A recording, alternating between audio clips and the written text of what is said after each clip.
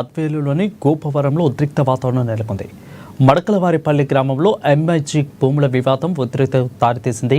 ఇక ఈ భూములు గత 50 ఏళ్లుగా తమ ఆధీనంలో ఉన్నాయని పేర్కొంటూ ఎస్సీ వర్గానికి చెందిన గ్రామస్తులు ఆందోళనకు దిగారు. తమ వద్ద ఉన్న భూములను అధికారులు అక్రమంగా లాక్కోవాలని చూస్తున్నారని ఆరోపించారు.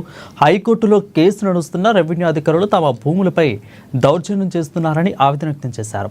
తమకు న్యాయం చేయాలంటూ నేషనల్ హైవే 67 బైఠాయించారు. ఇక ఆందోళనలో ఓ వ్యక్తి పెట్రోల్ పోసుకుని ఆత్మహత్యానికి పాల్పడడం తీవ్ర కలకలం రేపింది. వెంటనే పోలీసులు పరిస్థితిని నియంత్రించి అక్కడ ఆందోళనకారులను అక్కడి నుంచి తొలగించారు. గతంలో మా భూములు జగనన్న లేఅవుట్ కానీ తీసుకునేందు జగనన్న లేఅవుట్ కానీ తీసుకున్నట్టే అప్పుడు మేము పోలీసులు అందరూ ఉంటారు.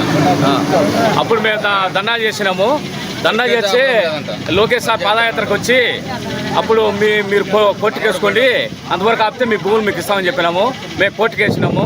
ఇప్పుడు గతంలో మా టీడీ ప్రభుత్వంలోనే వీళ్ళు ఇప్పుడు మళ్ళా లేఅవుట్ వేయాలని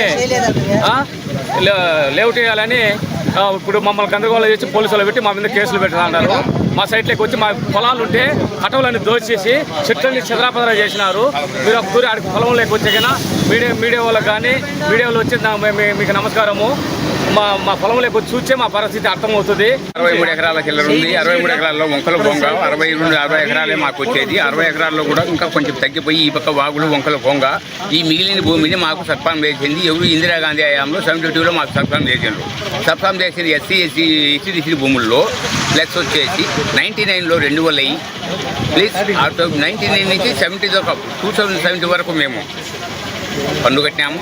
ప్లస్ వచ్చేసి ఈ అన్నమాచార్య చైర్మన్ అని మన గురుమోహన్ గారు ప్లస్ వచ్చేసి గోవిందరెడ్డి గారు వచ్చిన తర్వాత ఈ స్థలాన్ని ఏది కేవలం పేద స్థలం తప్ప వీళ్ళకి ఇటువంటి స్థలాలు కనిపించలేదు.